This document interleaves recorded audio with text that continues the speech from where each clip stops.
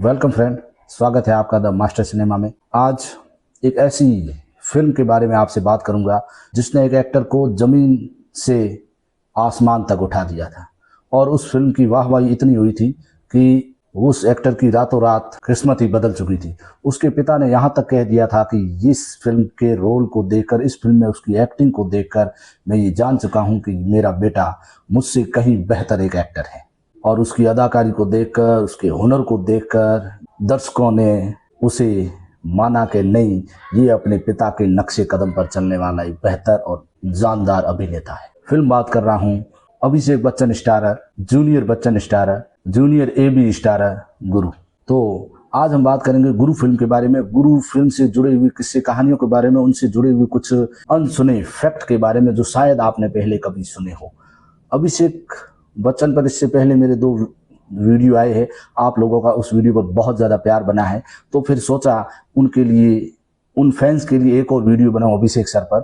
और उनकी सारी फिल्में मैंने सोची, उसमें मुझे लगा कि नहीं, ये फिल्म ऐसी है जो आप लोगों को और रहेगा जानना चाहिए, गुरुकांत देसाई जानना। तो चलिए शुरू करते हैं जूनियर बच्चन से जुड़ा हुआ एक और फिल्मी सफर।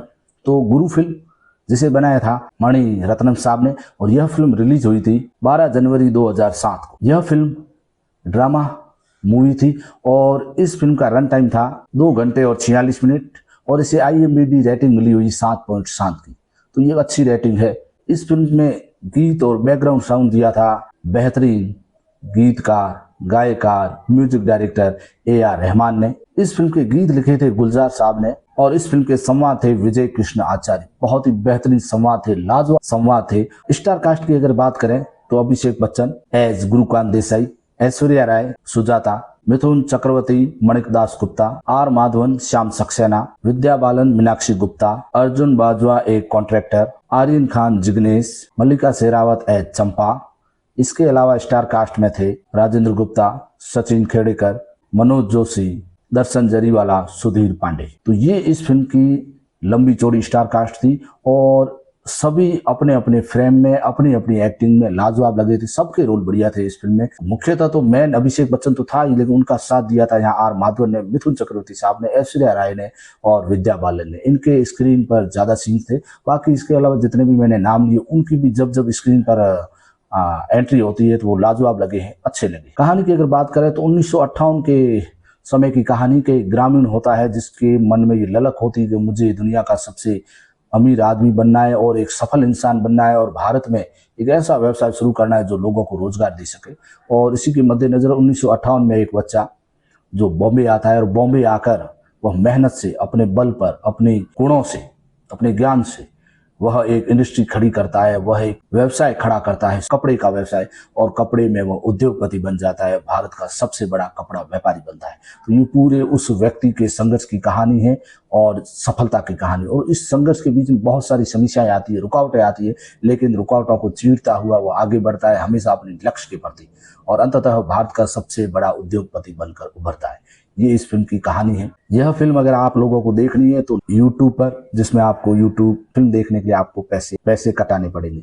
इसके अलावा Netflix पर भी यह फिल्म उपलब्ध है, Google TV पर, Apple TV पर ये आपको फिल्म देखने को मिल जाएगी। बात करें इस फिल्म से जुड़े हुए अनसुने किस्से, अननोन फैक्ट के बारे में, तो सबसे पहला फैक्ट ये है कि इस फिल्म के जो गीत थे वह गीत AR रहमान साहब के द्वारा उसका म्यूजिक दिया गया और उम्दा गीत थे, सुपर डुपर हिट गीत रहे थे। जिसमें कुछ गीत थे बरसों रे मेगा मेगा, मैया मैया, तेरे बिना, एक लो एक मुफ्त, ये इस फिल्म में गीत थे। ये फिल्म सभी के सभी इस फिल्म के गाने सुपर हिट रहे थे, बहुत ही बढ़िया गीत थे। AR रहमान साहब ने अपनी आवाज से, अपने म्यूजिक से इस फिल्म में जादू बिखेरा था। गीतकार जो थे इस फिल्म में, उसमें थे बप्पी लहरी, अलका याग्निक, AR रहमान, श्रेया घोषाल, उदित नारायण, सौम्या राव, हरिहरन आदि कई कलाकारों ने, गीतकारों ने इस फिल्म में गीत गाए थे। फैक्ट नंबर 2, इस फिल्म के एक सीन में ऐश्वर्या राय को साइकिल चलानी होती है। वह साइकिल चला रही थी लेकिन फिर वह साइकिल से नीचे गिर जाते, अनबैलेंस होकर फिर उनके शरीर पर चोट भी लग जाती है और कुछ समय के लिए फिल्म को रोकना पड़ा था। बड़ी बाद में जब वो ठीक हुई उसके बाद फिल्म की उस सीन की शूटिंग पूरी हो गई। फैक्ट नंबर 3, तो इस फिल्म का बजट था लगभग 22 करोड़ रुपए और इंडिया से इसने बिजनेस किया था 63 करोड़ रुपए का और वर्ल्ड वाइड इसने कमाए थे 83 करोड़ रुपए, 83 करोड़ रुपए। इस हिसाब से यह फिल्म हिट रही थी। फैक्ट नंबर 4, तो इस फिल्म में जो गुरुकांत देसाई का रोल है उसमें ये कहा गया था कि ये धीरू भाई अंबानी की जीवनी पर बनी हुई फिल्म है, लेकिन मणिरत्न साहब ने ये कहा कि नहीं, ये उनकी जीवनी पर फिल्म नहीं है। हाँ, उनसे प्रेरित जरूर है, उनसे मिलती जुलती जरूर है, लेकिन उन पर ये फिल्म नहीं है।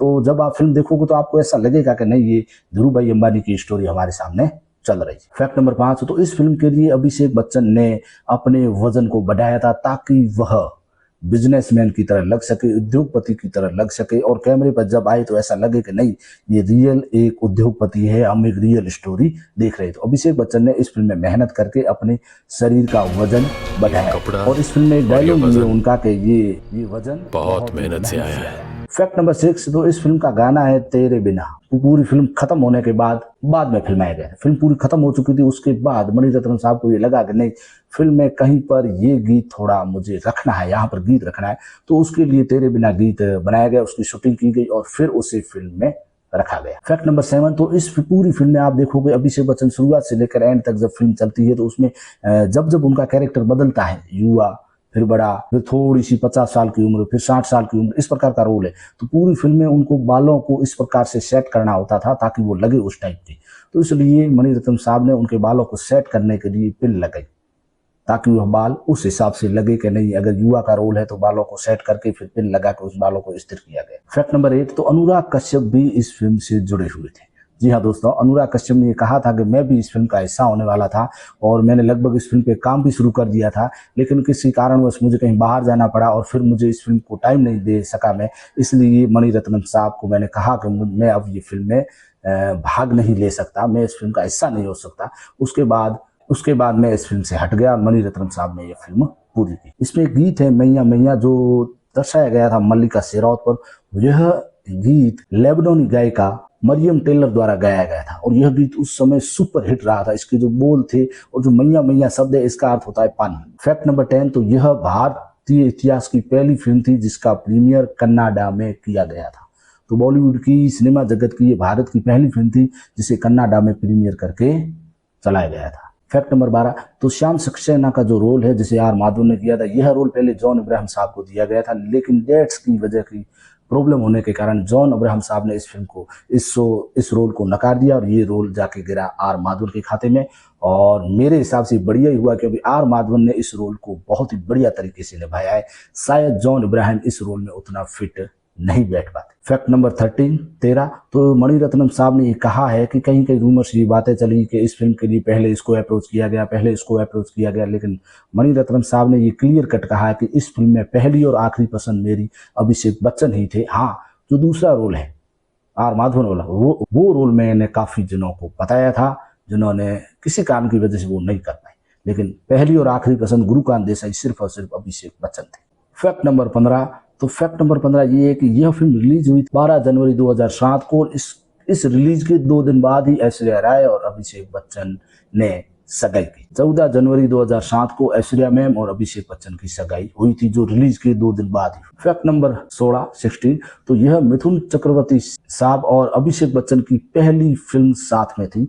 मिथुन चक्रवर्ती ने इससे पहले अमिताभ के साथ बहुत फिल्में की थी, जिसमें अग्निपथ सुपर हिट रही थी, वो फिल्म थी। इसके अलावा 2-3 फिल्में और थी, लेकिन अभिषेक बच्चन के साथ ये स्क्रीन पर पहली बार इस फिल्म में नजर आए थे। फैक्ट नंबर 17, तो गुरु फिल्म मिथुन चक्रवर्ती की गुरु नाम की ये तीसरी फिल्म थी, क्योंकि इससे पहले मिथुन चक्रवर्ती ही लीड रोल में थे। फिल्म रिलीज हुई थी 1989 में गुरु नाम से, जिसमें मिथुन चक्रवर्ती लीड रोल में थे। एक मिथुन चक्रवर्ती साहब की एक और फिल्म थी जो बंगाली भाषा में रिलीज हुई थी गुरु नाम से ही। तो ये जो गुरु फिल्म थी जिसमें अभिषेक बच्चन थे, ये मिथुन चक्रवर्ती की तीसरी फिल्म थी गुरु नाम की। फैक्ट नंबर 17 है, तो तेरे बिना जो गीत है इस फिल्म का, यह गीत AR रहमान के द्वारा नुसरत फतेह अली खान साहब, जो कि बेहतरीन गीतकार है, उनको समर्पित किया गया था। फैक्ट नंबर 18 ये कि इस फिल्म को film fair 53 film fair award में 14 नामांकन मिले, सबसे ज्यादा नामांकन मिले। रहमान साहब को इस फिल्म के लिए बेस्ट गीतकार का अवार्ड भी मिला था, म्यूजिक डायरेक्टर का अवार्ड भी मिला था, लेकिन अभिषेक बच्चन बेस्ट एक्टर के लिए नामांकित हुए थे, लेकिन उन्हें यह पुरस्कार नहीं मिला। पुरस्कार मिला था उस साल का 53 film fair award Shahrukh Khan film थी चक दे इंडिया के लिए। फैक्ट नंबर 19 ये है कि अमिताभ बच्चन साहब ने इस फिल्म को देखकर ये कहा था कि इस फिल्म को देखकर मुझे ऐसा लग रहा है कि अभिषेक बच्चन मुझसे कई गुना बेहतर अभिनेता है। बस उसे ऐसी ही फिल्म मिलनी चाहिए जिसमें वो निखर कर सामने आ सके। तो ये अमिताभ बच्चन ने साहब ने उस समय फिल्म देखकर ये कहा था कि इस फिल्म में जो उनका अभिनय है वो मुझसे कई गुना बेहतर अभिनय किया है। ये थे जुड़े हुए इस फिल्म से जुड़े हुए कुछ अननोन फैक्ट, कुछ अनसुनी कहानी, किस्से, कहानियां जो मैंने आपके साथ शेयर की है। इस फिल्म की रिलीज के 2 दिन बाद ऐश्वर्या मैम और अभिषेक बच्चन की सगाई हुई और कुछ समय बाद 20 अप्रैल और 2007 में अभिषेक और ऐश्वर्या राय शादी के बंधन में बंधे और वे आज भी साथ है। उनकी बेटी भी है आर्या बच्चन और खुशी से अपना जीवन यापन कर रहे हैं। तो ये था गुरु फिल्म से मेरा एक स्पेशल वीडियो, खास करके आप लोगों के लिए, क्योंकि इससे पहले मैंने जो अभिषेक बच्चन के 2 वीडियो बनाए थे उसको आप लोगों ने बहुत ज़्यादा प्यार दिया, तो सोचा अभिषेक सर का एक और वीडियो बना कर चलूँ उनके लिए, क्योंकि मैंने उनमें वादा किया था कि मैं गुरु फिल्म के लिए एक अलग से एपिसोड लेकर जरूर आऊँगा।